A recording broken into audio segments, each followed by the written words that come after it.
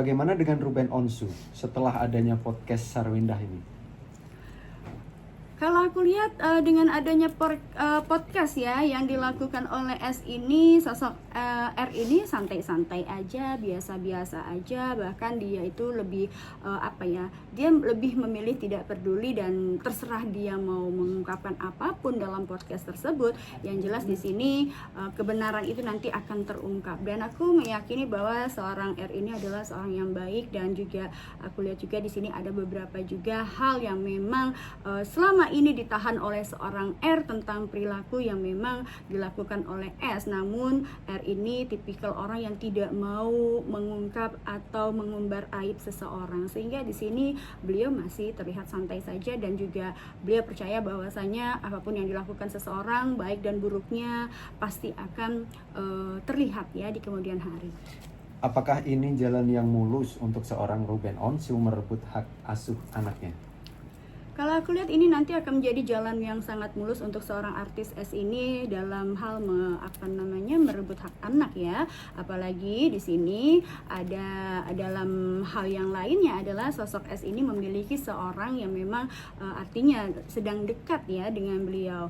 S ini sudah memiliki seseorang yang dekat. Kemudian juga kalau kita lihat dari beberapa video-video yang beredar ya, dan juga beberapa bukti nyata tentang perilaku dari sosok S dengan pacarnya atau calon di kemudian harinya ini memang sangat tidak mencerminkan dan sangat tidak mendidik, dan juga memberikan contoh yang buruk untuk anak-anaknya.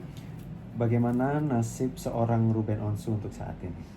Nasib seorang R untuk saat ini, beliau mencoba untuk bersabar namun tetap berusaha ya.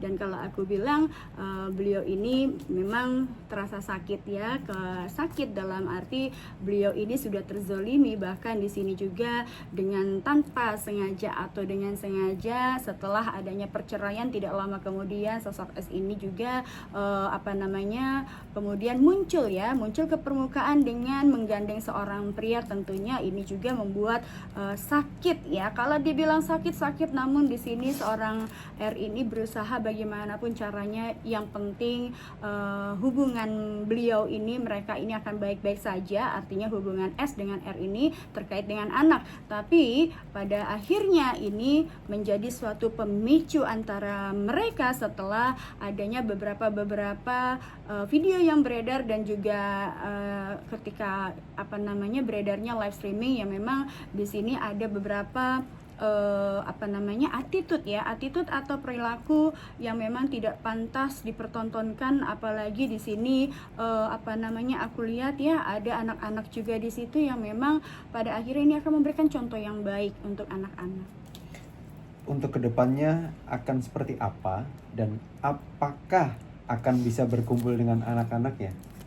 Untuk kedepannya tetap di sini kalau aku lihat R ini akan memenangkan apa yang dia saat ini sedang diperjuangkan, dan tentunya beliau ini juga nanti pada akhirnya dia juga akan bisa berkumpul dengan anak-anaknya, walaupun saat ini sedang terjadi suatu perseteruan yang hebat untuk memperebutkan hak asuh anaknya ya. Namun aku melihat di sini pada akhirnya seorang ibu ini harus mengalah, dan juga pada akhirnya ini juga akan diberlakukannya bahwa akan ada jam atau waktu bergantian untuk bisa mengasuh kedua anaknya ya. Dia itu mungkin akan dibagi berapa hari di ayahnya, berapa hari di ibunya.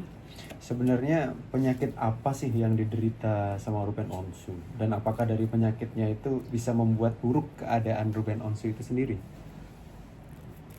Kalau aku lihat ada sesuatu hal yang sangat sakit, lebih sakit dan lebih kuat lagi sakitnya ketika di sini mendapatkan perilaku atau perlakuan yang tidak adil dalam hal keluarga. Aku melihat di sini lebih kepada penyakitnya psikis atau mental, atau lebih kepada pikiran, beban pikiran, tekanan yang sangat hebat yang dilakukan oleh orang-orang terdekat beliau sendiri.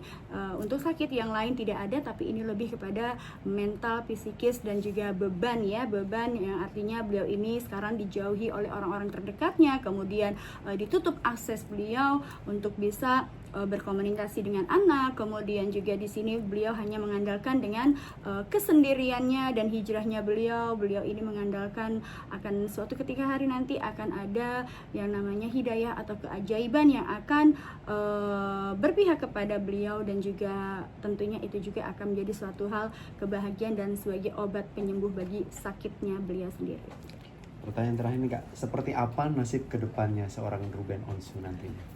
Seperti apa nasib seorang R pada akhirnya nanti? Yang jelas dia tetap berusaha dan berjuang untuk bisa bagaimana dia mengejar ketertinggalannya dia ya, yang selama ini dengan adanya kasus perceraian dan juga kasus-kasus yang lainnya, beliau ini dalam fase down dan berusaha untuk bisa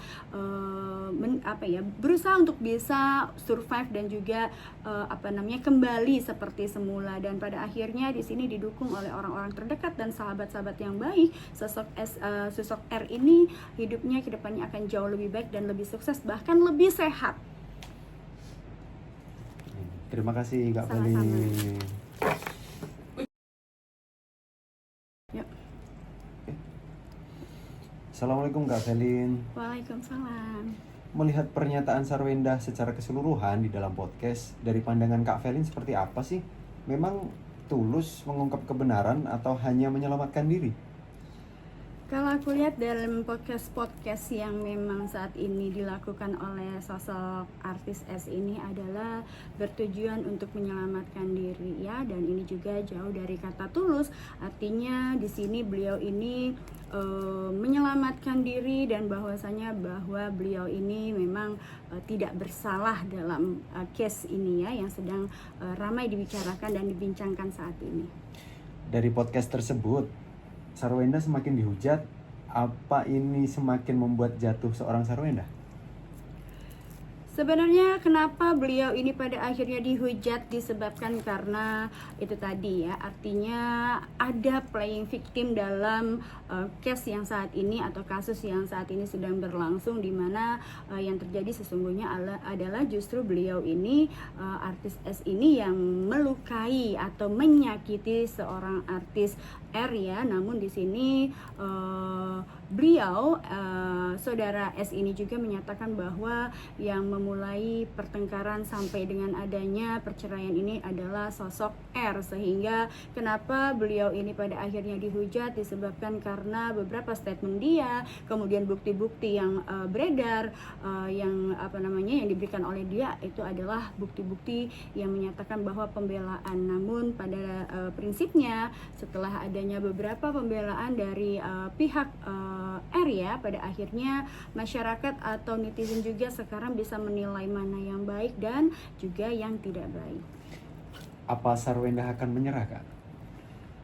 Kalau aku bilang apakah beliau ini akan menyerah atau tidak, pada akhirnya di sini dia akan menyerah ya, karena di sini nanti akan ada beberapa bukti konkret yang menyatakan bahwa memang dalam case ini beliau ini bersalah, dan terlepas dari benar atau tidaknya tergantung kejujuran dari seorang S ini ya. Namun pada dasarnya yang aku lihat sifat dasar seorang wanita biasanya nggak mau mengalah seperti itu. Apa Sarwenda akan kalah atau tetap terus fight menurut Kakak? Kalau aku lihat di sini beliau akan tetap fight ya, akan terus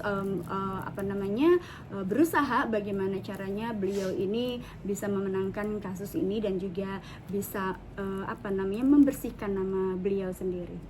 Lalu bagaimana nasibnya untuk sekarang dan nasib dia ke depannya? Kita lihat untuk nasibnya dia sekarang, mungkin saat ini dia aku lihat masih aman-aman saja, di mana dalam hal aman ini didukung oleh keluarga dan kawan-kawan serta orang terdekat beliau. Namun pada akhir dan ujungnya kebohongan yang memang sengaja dilakukan untuk menjatuhkan seseorang ini pada akhirnya dia juga akan terungkap, dan juga ini akan menghancurkan karir dan kehidupannya beliau itu sendiri di kemudian hari.